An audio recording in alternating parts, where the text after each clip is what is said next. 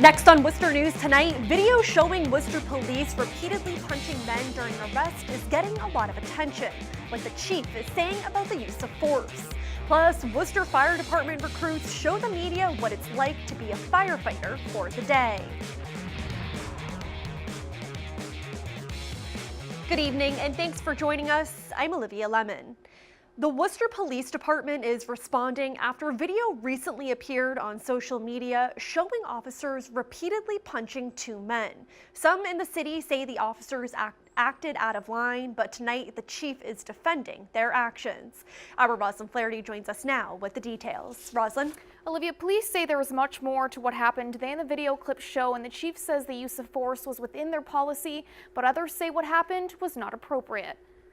Cell phone video captures a physical encounter between a Worcester police officer and a man outside the Riviera Show Club. The officer eventually taking the man to the ground. Oh my God. More officers can later be seen holding the man down and punching another man in the head. I think that's excessive. That's like a little much. It's not right. Worcester police say they were breaking up a fight involving the two men, brothers Mitchell and Zachary Lugo. According to police, the officers were trying to calm them down and ask them to leave.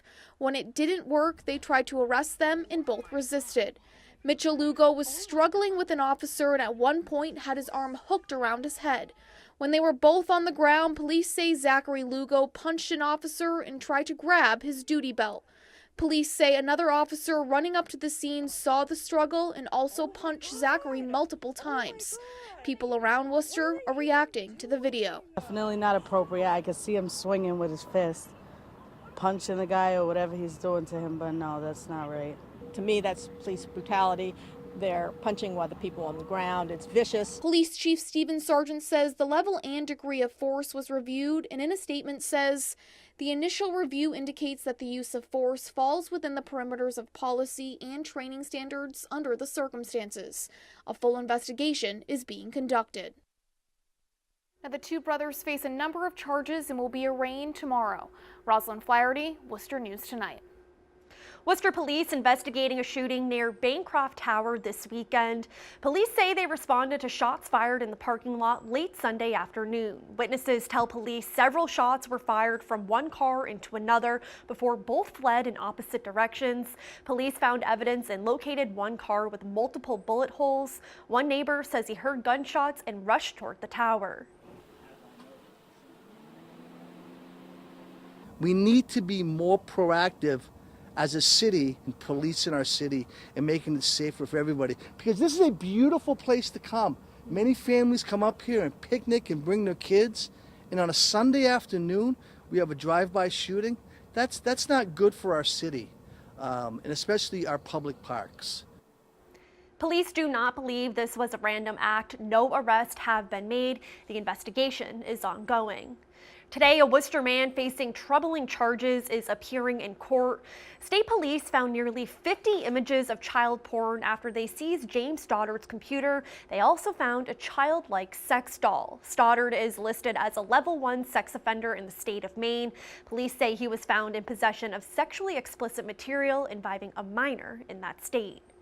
Last week, Worcester Mayor Joseph Petty said now is not the time to use taxpayer money on the former Notre Dame Day Canadian Church. The church's preservation group is saying they are profoundly disappointed. With demolition right around the corner, the Save Notre Dame Alliance is asking City Council to go against the mayor and show their support. Our Cam Jandro joins us live now with more. Cam? Olivia, the Alliance says after seeing Mayor Petty's statement, it felt like a kick in the stomach. And that's why they're asking Council tomorrow to host a roll call vote to determine whether or not the city should save the former church. But if this doesn't work out, it could very well mean the end of Notre Dame.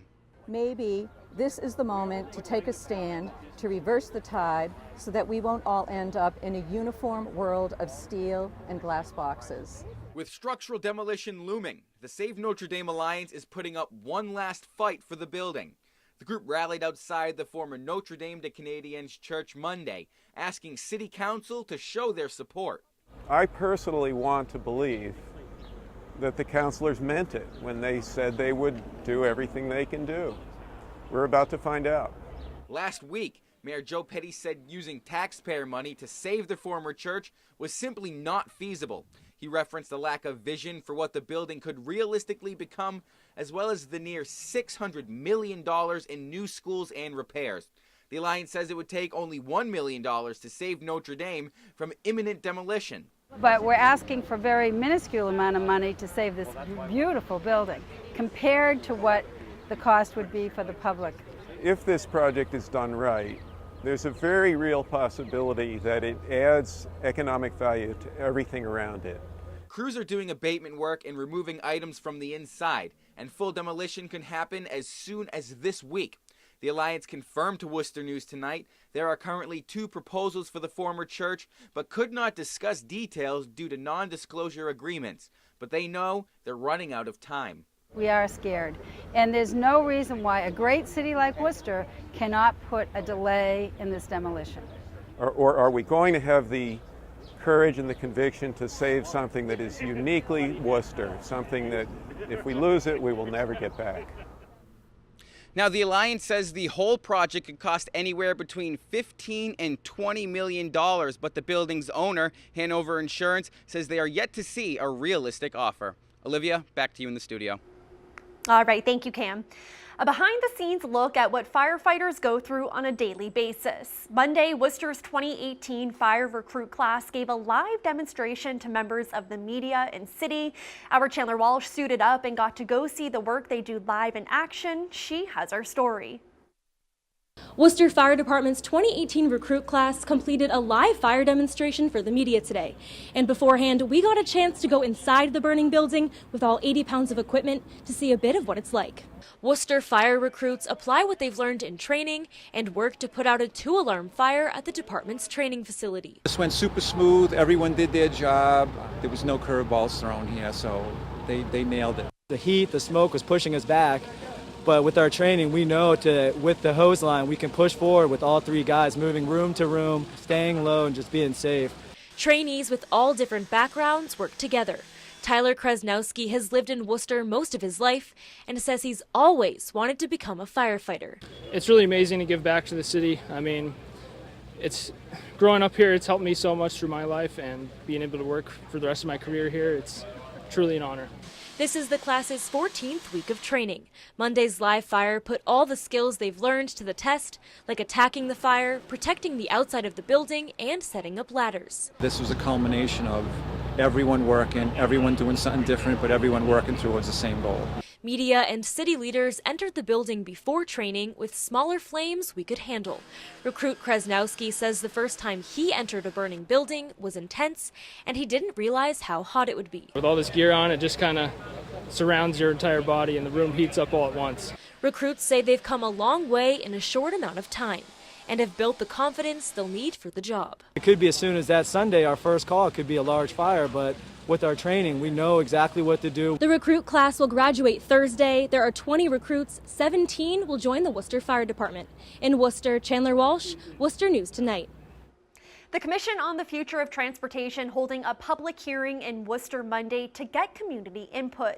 The commission was created earlier this year by Governor Charlie Baker as a way to advise the administration on the challenges and needs the state's transportation industry may have. The governor appointed 18 people into the group who will develop scenarios and recommendations for the years 2020 to 2040. We haven't really factored in the cost of climate change, for instance, and resiliency that we'll need. And we haven't factored in some other considerations that we should be. So we thought, it's time to hit the pause button, gather some information, rethink these things so that as we move forward, we're making the right investments. And the commission is expected to have the list of recommendations for the state by December of this year. Students from WPI and as far as Canada setting sail Monday for the 12th annual International Robotic Sailing Competition.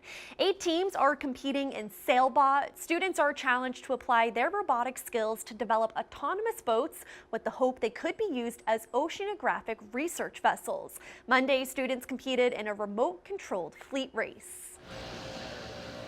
It's to test, number one, if the boats can actually maneuver well.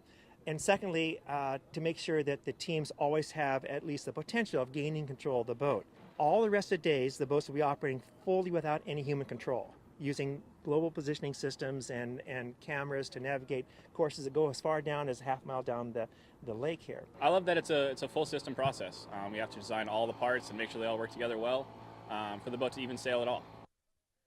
WPI won last year's competition, and as tradition calls, the winning team hosts the event the following year. The competition is until this Friday at Quinsigamond State Park. A ceremony in Worcester this weekend commemorates the centennial of the death of Corporal John Willard Moran. Moran Square at Chandler and May Streets is named after the United States Marine Corps veteran. He was seriously wounded on the first day of the Battle of Belleau Wood in France during World War I.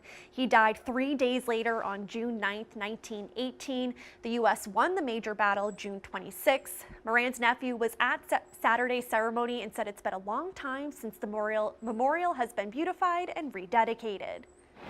I'm thrilled. I can't tell you, Not for myself. I'm thrilled for him. Yeah, he's in Marine Corps heaven, and he's smiling down. He finally did it. I just like people to remember all of these monuments in Worcester, and there's a lot of them. They died for a reason. Corporal Moran was Worcester State University's first war death. He graduated from the original school called Worcester Normal School in 1917.